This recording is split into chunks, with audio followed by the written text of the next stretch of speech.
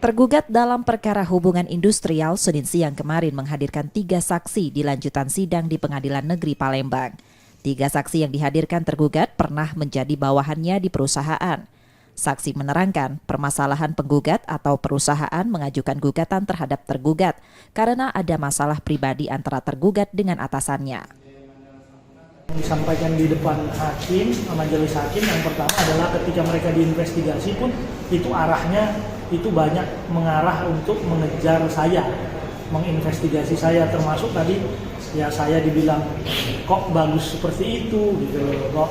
Jadi mereka tuh selalu mempertanyakan gitu jawaban-jawaban dari tim saya ketika dilakukan investigasi ya oleh tim internal.